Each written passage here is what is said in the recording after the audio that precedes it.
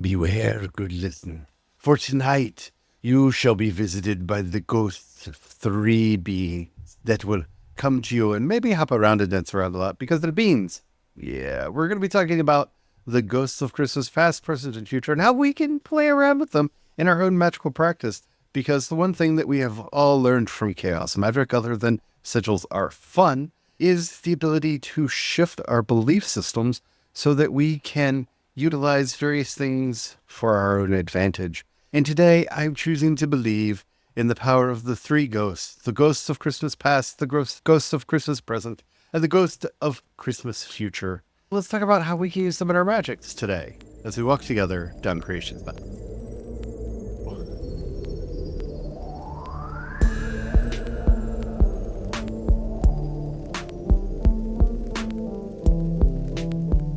Hello, everyone. My name is Charlie. I am a Christopagan Druid and priest of Bridget who today believes in a Charles Dickens ghost story. Wow.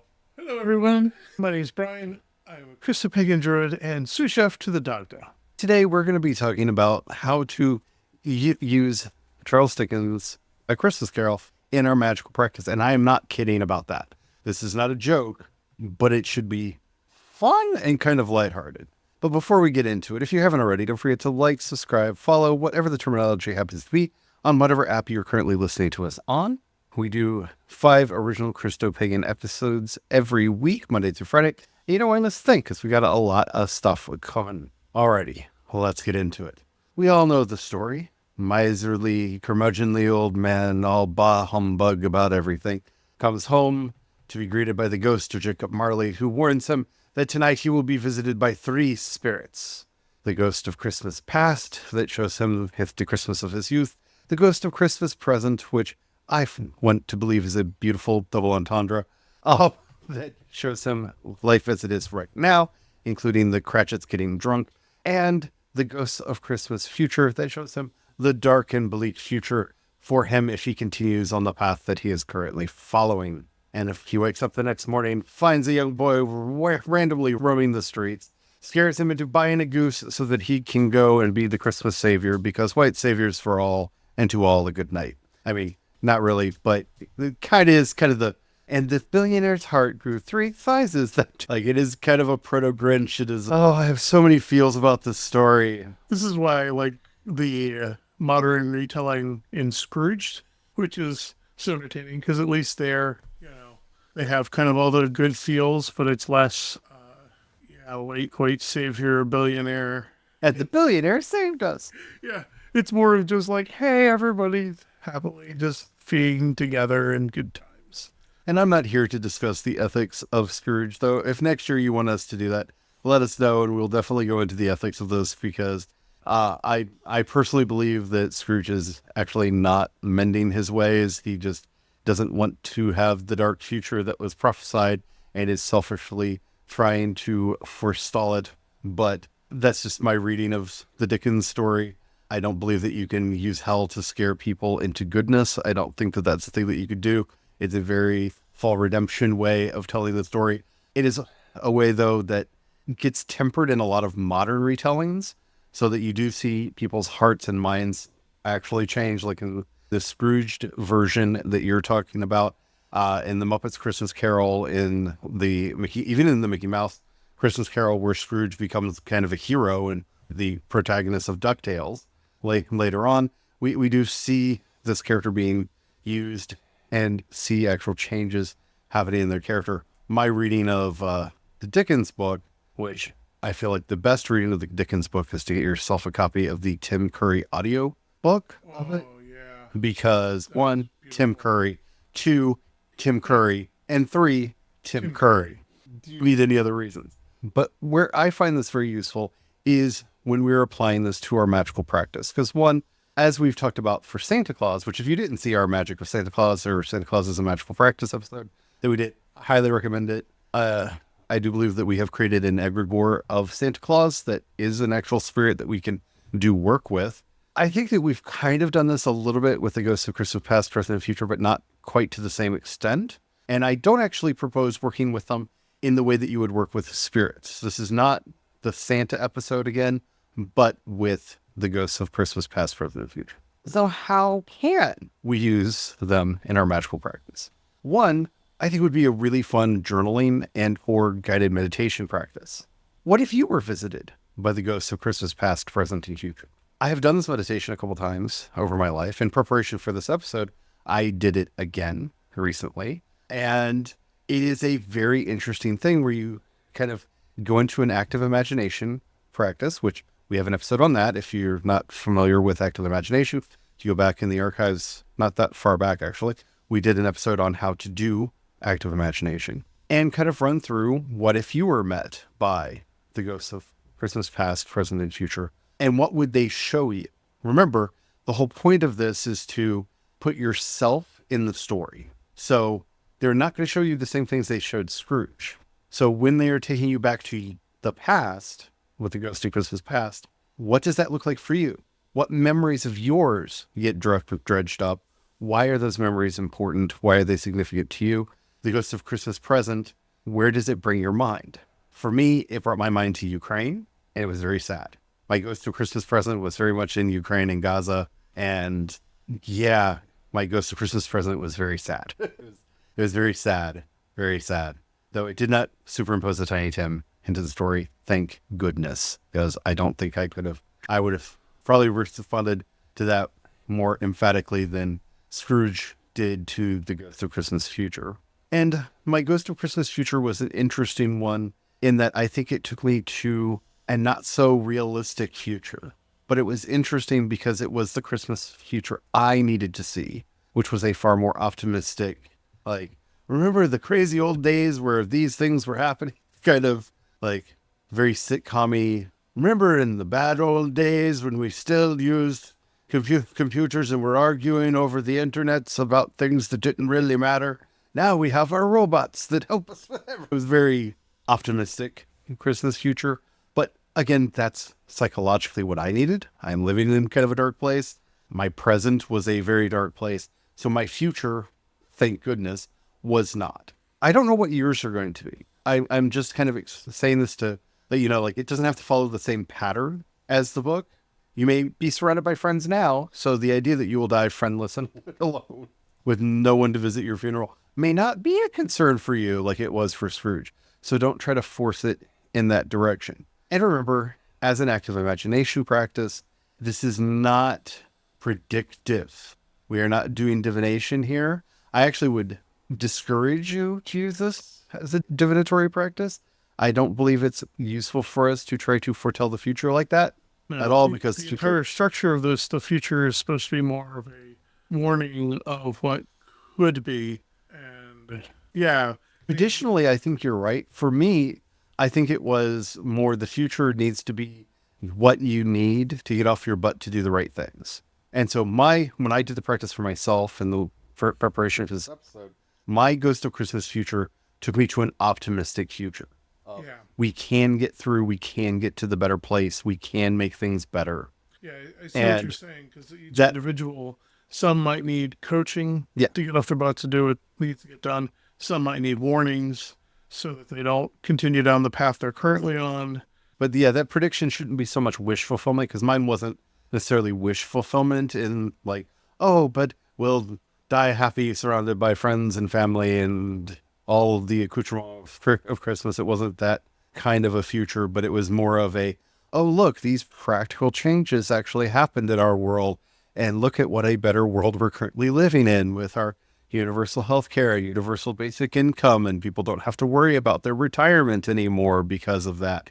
And it's very like practical. Like it was a happy future because of things that could actually be done to get to a happy future. And again, because I live in this world of pessimism, right? A pessimistic future wouldn't have helped me, for example, because I just would have been like, yeah, there you go. Everything's bad and will only get worse. And would have just kind of settled into that. But because I'm a pessimist by nature, my Ghost of Christmas Future experience needed to be more optimistic, to be like, no, we can do stuff. We can get things better. You know, remember when we were afraid that climate change was going to be a problem, and then we developed, fusion energy, and we're able to just very quickly and rapidly get rid of our carbon emissions and clean battery technologies and it was things that could actually happen to get us to a brighter, happier future. Because again, that's what I need. And you shouldn't try to predict what you need. That's the power of active imagination. And active imagination is a magical practice. In fact, it is what most visionary practices actually do, is a form of active imagination. Jung thought he was discovering something and was not, because it's something that had been practiced for thousands of years before him, but I highly recommend. And you can do it either as a meditation, you can do it as a journaling exercise. Again, we talk in our active imagination about a lot of different ways to do it. But I think that it may be something helpful for a lot of us. I think I got the most out of my Ghost of Christmas Past ones because it helped me to remember things that I had not forgotten, but had neglected remembering. Like some of our Christmases when we lived in Oakland that were very Charlie Brown Christmas with very meager tree, very few things under the tree because we didn't really have money to buy things. We didn't have a big elaborate Christmas meal. In fact, I think we had ham sandwiches that year, if my memory was accurate, because we wanted a Christmas ham, but really couldn't afford a whole Christmas ham. So we got a smaller Christmas ham. One of my happiest Christmases ever. It was a beautiful day out. We spent a lot of time in the backyard that day. It was a happy, beautiful time. And getting to remember that and getting to rest in that and to remember those joys in the hard times as one of the visits to the past was very helpful for me. And you don't know what memories yours is going to dredge up. Also, remember, this is an active imagination experience. It may create a false memory for you. Do not ever assume that any memory that gets dredged up in an active imagination experience is actually a memory that actually happened, because we are conversing with our imagination and our deeper self. But the point is to look at the things that our unconscious is trying to remind us of, to tell us of, to learn those lessons from it. I think this is a really fun way to get into that place. I'm considering maybe making this an annual thing of having my visit from the Ghosts of Christmas Past, Present, and Future every year going forward, because it was a very rewarding experience for me this year in ways that it wasn't in the past. In the past, my depression really was in full swing. I think the last time I did it, and it was a nightmarish experience. Also, remember, this is active imagination, and at any point you can say, nope, we're done, and walk away from it, should you have an experience like that. I always like to think of it in Star Trek terms. This is when you go into the holodeck. Yep. You're running a program, first of all, so you're not recalling a file. You're running a program. As Charlie pointed out, you could be creating a new memory in whole cloth and putting it in your brain. So you got to remember to keep that in context, both and. But while you're in that program, if it's getting really bad, just call for the door, walk out the holodeck and the program. The main memory I kept coming back to is when I know that happened was when my uncle came back from Alaska and took us out. He would come pick me up every time he came back to visit, and we would go to Dairy Queen. That was what we did. But this year was special because he had a lot of sway over the rest of the family. So he went and rented a VCR, because that's a brand new, newfangled technology at the time, and knew that I like sci-fi movies, and picked up the latest to VHS Arnold Schwarzenegger movie of The Terminator, and convinced my parents that little child me should be allowed to watch this movie. And he and I sat in my grandparents' living room watching The Terminator together on this newfangled VCR, while everyone gasped in the background, but got talked out of turning it off every time they tried, because he talked them out of it. Formative memory in my youth.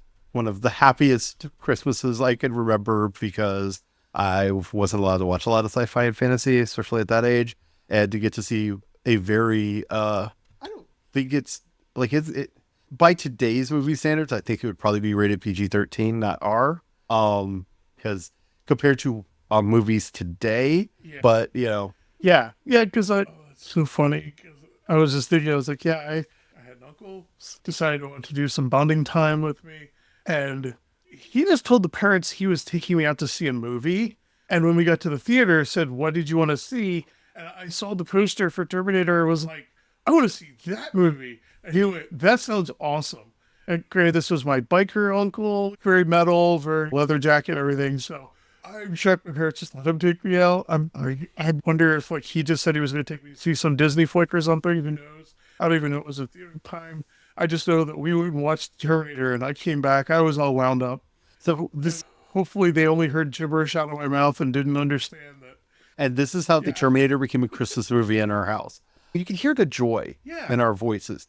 And that's kind of the point of the Ghost of Christmas Past, is to reconnect you to that childhood joy and wonder in the present, to help you understand how your life relates to other people, and in future, what lessons you need to learn to have a better future. Sometimes it'll take me to places where I am reminded that most people looking at the situation would be like, well, how would this be such a joyful situation? And sometimes it was just because of that childlike innocence. It was so joyful, even if it was actually a meager thing or something that most people would be like, wow, that's so sad. Well, it's only sad because you said it was sad. It was actually joyful. It was like learning to accept certain things and understand that a lot of the interpretation is personal. One of my favorite toys that I got when I was a kid was a washing machine box. It was the cardboard box that a washing machine came into, that I made 3 castles out of to play with my action figures with. And it's one of my happiest memories.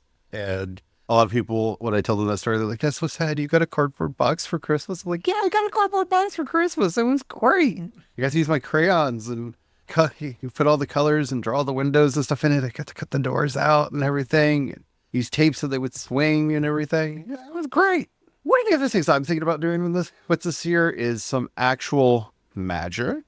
See our episode, The Ethics of Hexing, on if you have any moral qualms about what I'm going to say. But I do feel that it might be beneficial for certain people in the public eye to maybe have a visit from the 3 ghosts of Christmas past, present, to the future. And this, again, is where we have to realize what magic is. Magic is not like it is in the movies. I, nor you, are going to be summoning a spirit and sending it to these people. Remember what we've said a million times, cursing and hexing public figures is just shouting in a very loud room. You're unlikely to get hurt. But there can be a cathartic element to it. So, because I like making sigils, I have been making sigils for the Ghost of Christmas Past, Present, and Future. I really like the sigils. I think they're kind of pretty. I may actually post them over onto the Instagram or the Blue Sky. So that's Creations Paths on both. Once I get them to a place where I feel comfortable sharing them. But I was thinking of setting up an altar that has a triangle with a circle in the middle of the triangle in it, and having one sigil in the corner of each of the triangles, and then putting the name of the people that I think the ghosts should visit into the center, maybe into a bowl at the center, doing a little ritual work, a little magic work, and letting the universe decide what happens from there. That really is what you're doing when you're doing magic. As we like to say, it's hedging your bets. Do I think that in doing this ritual on December 26th, I'm going to turn on the news and there are going to be press releases from all of the people that I'm putting the names in the thing of how they woke up and found a little kid to go buy a goose? No. I think that's an unrealistic thing to expect. But, and I do really believe this, and this comes from my time as a Buddhist and my deep and abiding love of metta practice, I believe that pretty much anyone can be saved, that anyone can find the right path. And I think it is beneficial for me to not see this as a way of wishing bad upon people, because I don't. That's not what I'm doing this for. I'm not hoping that they will be scared straight. Again, I don't think fear of hell is a way to get people to do good things. I don't believe that works. Fear of punishment does not dissuade people. Capital punishment was the punishment for murder in our country forever, and people still murder people. Fear of punishment does not stop crime. That's not how that works. But I would love for people to be able to find happiness and joy, because the one thing that I see in most people's lives, especially people that are doing harm, public harm, is the misery written in their face. Their dead eyes, the forced smiles, the sheer lack of joy. Because we have, because of our entertainment industry, this idea of the mustache twirling villain that's like, I am going to do the evil because I am the bad guy, He-Man. You know, that very evil character, right? I think when we look at actual evil, the banality of it all is so frustratingly sad. Because when I look at people that I would say are evil, Because there are some people that I would label as evil. I think they fit that name. If you're committing a ethnic cleansing, you're evil. I don't think we're allowed to say the G word. I don't know if we're allowed to say the E word on these platforms or not, but if you're doing, you're evil. I'm sorry, you're evil. You've done an evil. If you're invading another country, you've done an evil. You've done an evil. If you're intentionally inflicting harm on others so that you can enrich yourself, you've done an evil. Look at these people. See their interviews, see their speeches, see their public appearances. They just look like the saddest, most pathetic people ever. Even in moments where one particular person who I'm not going to name, but you'll know when I say this, literally jumps for joy, he didn't seem gleeful. Like there was no glee in it. There was no joy. It was more like, I'm happy to be here, and not like, I didn't get a sense from him or anyone else there that he was happy. It didn't seem happy. It for me, had a much more of a feeling of performative glee. It's performative joy. It's performative happiness. And that almost hurts me more than to see somebody who just looks grumpy and just looks sad.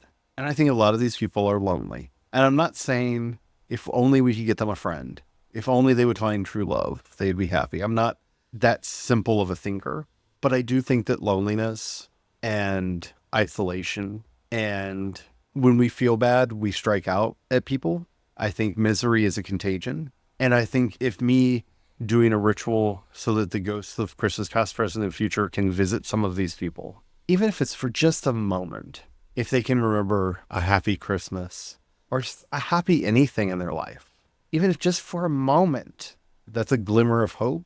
Because the road back for a lot of these people is going to be long and arduous, and more than likely one that none of them will be willing to take. And we have to accept that sometimes. You can't help people that don't want to be helped.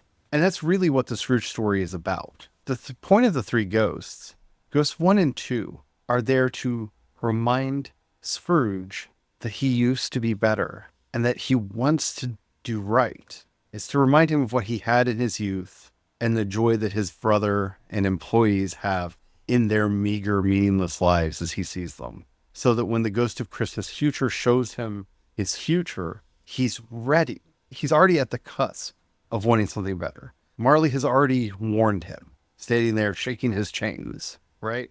Because we always talk about the three ghosts. So there's 4 ghosts, but the first ghost warned about the other 3. And because he says 3 ghosts, we say 3 ghosts, even though he's visited by 4. And that's what we have to hope, is that they can have that moment. And for some of these people, I know they're too far gone. I don't want to tell the sad story on this podcast, but one of the people whose name's going into that bowl this year for me, has talked about a guy who died alone and friendless and ostracized from everybody that he had connections to because he was diagnosed with HIV. And it's one of those things, if you know, you know. And he still talks about him like he lived a good life. So that person who's talking about that guy like he lived a good life, there's nothing that goes to Christmas future can really show that man that will make him want to change, right?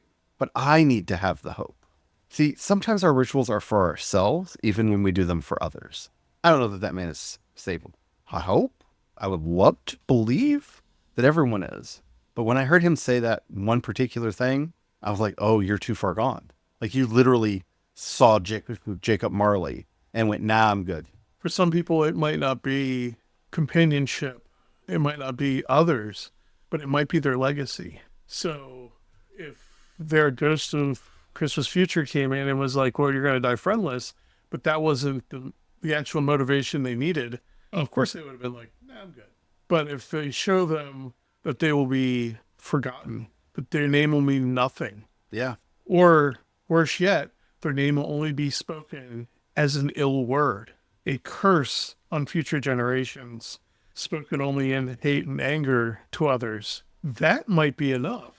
This is where I feel like too many people overstate what magic can do. I cannot and should not try to impose my will on others. What I can do is put my will out into the universe, my hope, my aspirations, that something will happen to wake these people up.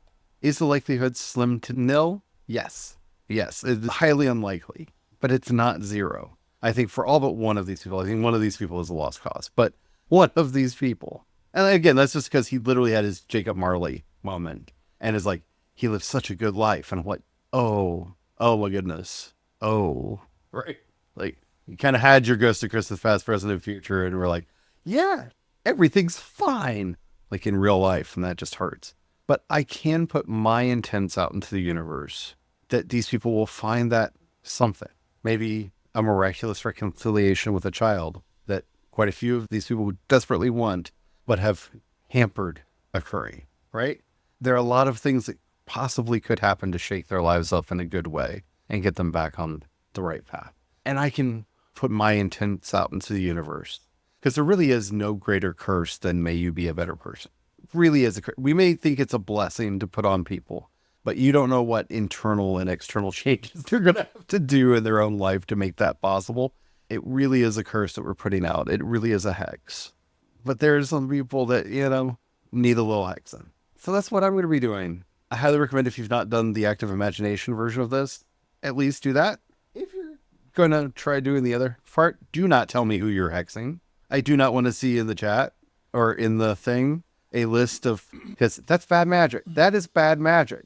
Magic is in putting intent into words and actions and out into the universe. And I try very hard. I'm not the best at it.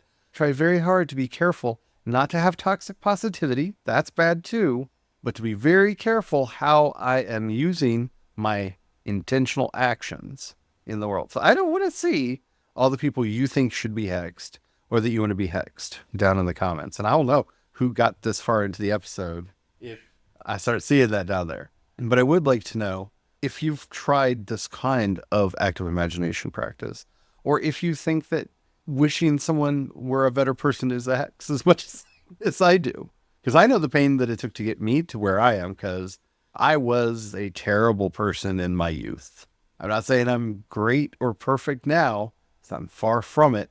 But, I'm so much better than I used to be. And I know the pain, suffering, and misery and nights of existential that got me here. Like, it is a curse. Let us know. If you're listening to us on YouTube or Spotify, you can leave a comment right there. If you're listening to us anywhere else, even if they say you can leave a comment, they won't let us know. So head over to creationspast.com, click on chat, and there you can leave us a comment. And we will be able to see it and get back to you on that. While you're there, if you happen to have a few dollars you can pass our way, think about joining a membership. You can join either monthly or annually. It really does help us out a lot. Thank you to everybody who has done that, especially our newest annual member. Helps us out so much. Helps us keep the lights on, food on our table, and a roof over our heads. You can also support us on Patreon and Ko-fi. I am C. Dorset on both. Ko-fi is actually the best place to support us because we get more of the donation directly to us. Also, you can do one-time donations over there. Thank you so much to everybody who's done that. You all are amazing. If you don't have any money or aren't sure if we're the kind of people you want to invest your funds in, I completely understand. But you can help us to continue to grow by sharing this podcast with other people, because we really do this because we want to get a positive Christopagan and Druid message out into the world. And didn't see really many, if any, people doing it, and we really want to get the message out. So think about sharing. That really does help us out more than you know. And as we're going, since we're in this wonderful chaos mindset, Spirit of Jacob Marley, rattle your chains and give a great visit to those who need to hear your warning of the dark fate that may await them if they continue walking down the paths that they're currently walking. Because there are many people that need to know that, like the Grinch before them, their heart needs to grow 3 sizes. Amen. Amen.